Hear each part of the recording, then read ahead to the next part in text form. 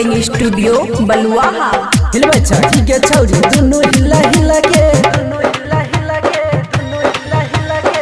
होली में मजा आवे लाले में मिल के। हिलवा छठी के छौरी दुनु हिला हिला के होली में मजा आवे लाले में मिल के। जादे न सतैबो रंग कनिया लगाइबो, जादे न सतैबो रंग कनिया लगाइबो। कमी कुछ छाव तो बताओगे गए छौरी बोल केने लगायो। सुन हर ढोरी के अरी रंग है ने लगाओ रे। अरे फगुआ के मजा सब मिलके उठाओ रे।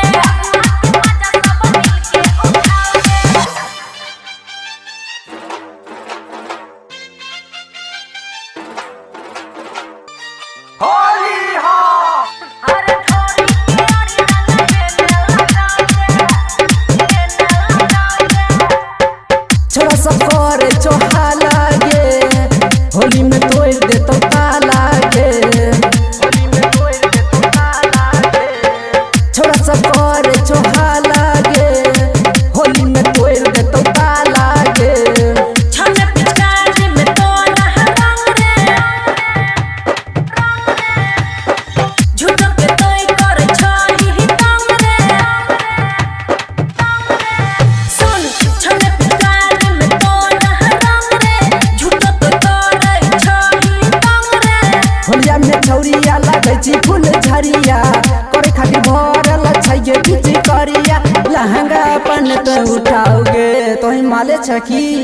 अरे ढोरी की ओरी रंग है ने लगाओ रे। अरे फगुआ के मजा सब मिलके उठाओ रे।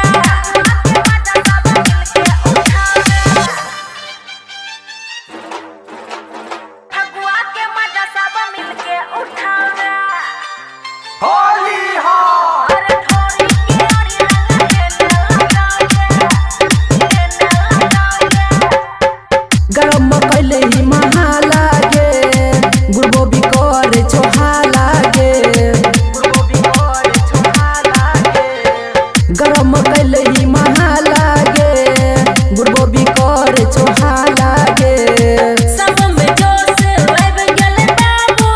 सब में जोश आइब गेले बाबू। इहा से भेल छौ दीवाना रे।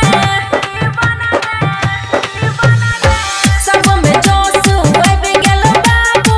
इहा से भेल छौ दीवाना रे। कहे छौ सुनील मितल सवा से मिल आगे कहे छौ सुनील मितल सवा से मिल। लाल टूनमा से रंग लगाओगे गए छौरी। ए बाबू हर ढोरी के ओरी रंग है ने लगाओ रे।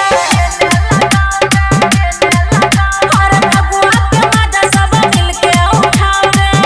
आरो बाय लागे छौ इधर होली में तोरे पटैबो। के छै खुशी रिकॉर्डिंग स्टूडियो बलुआहा।